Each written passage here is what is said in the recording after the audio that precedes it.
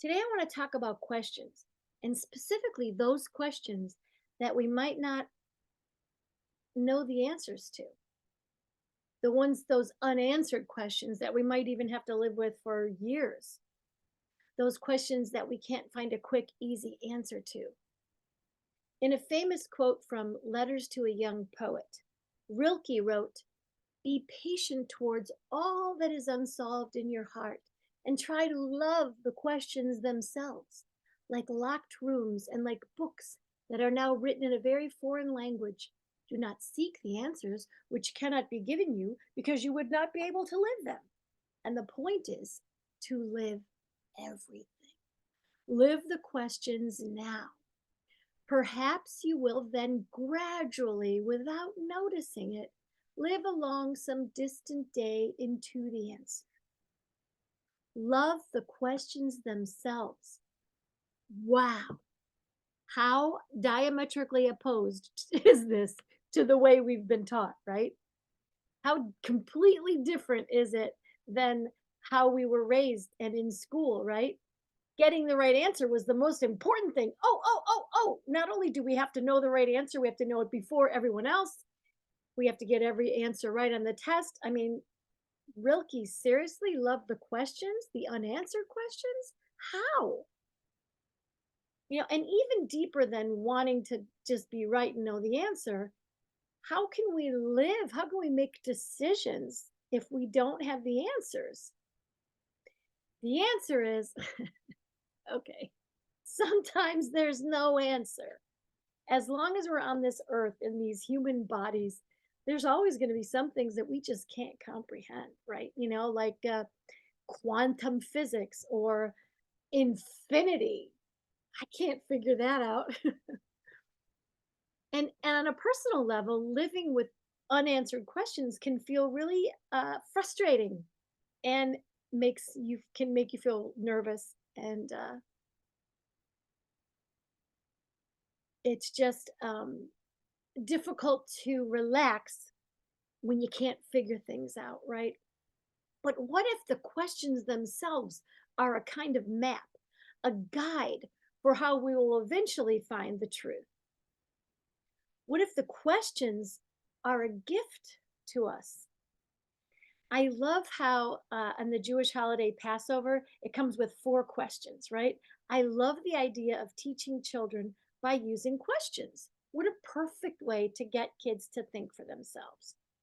One of my favorite answers to the millions of questions my kids used to ask me constantly when they were little was, especially when I was tired, or if I didn't know the answer, I would say, "What do you think?" I love that. I always felt like I was a good mom when I said that because when you ask a child, "What do you think?" they get a chance to think and wonder, right? And question. One of my favorite spiritual teachers, Byron Katie, she has these four questions, which I noticed one day. I don't know how I came upon this, are very similar to questions that Socrates asked way back in the 400 BC. Her questions are number one, is it true?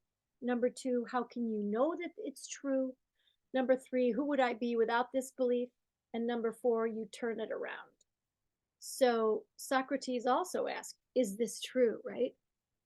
And I was thinking about those questions, Socrates, Byron Katie.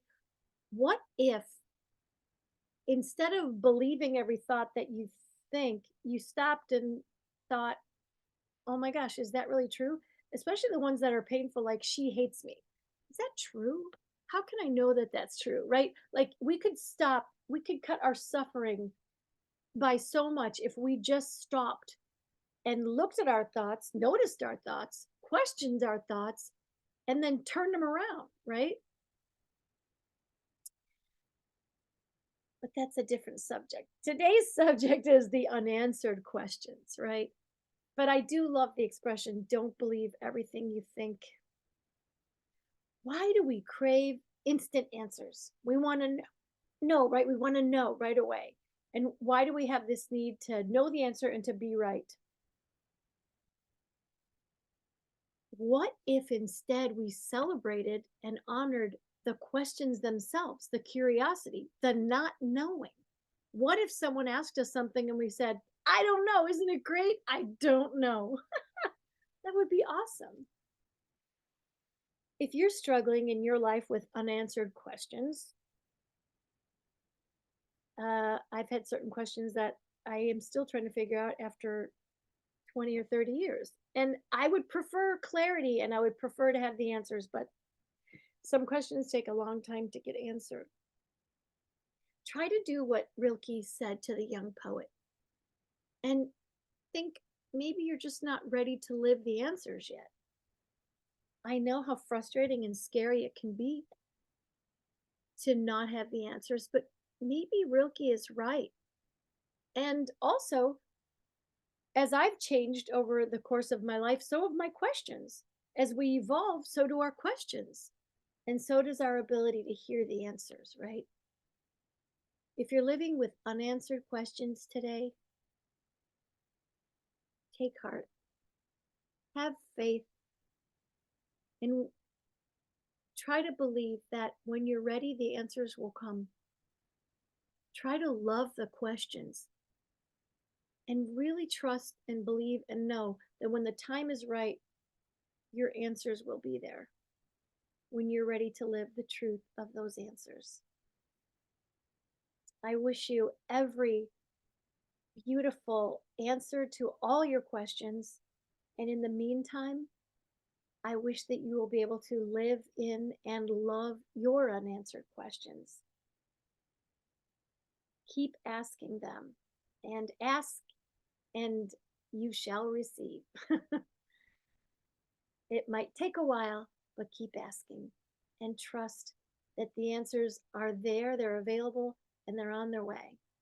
And in the meantime, live in the mystery and just keep going. Take good care of your mind, your thoughts, your heart, your feelings, and your body. Take care of yourself. God bless you. Bye.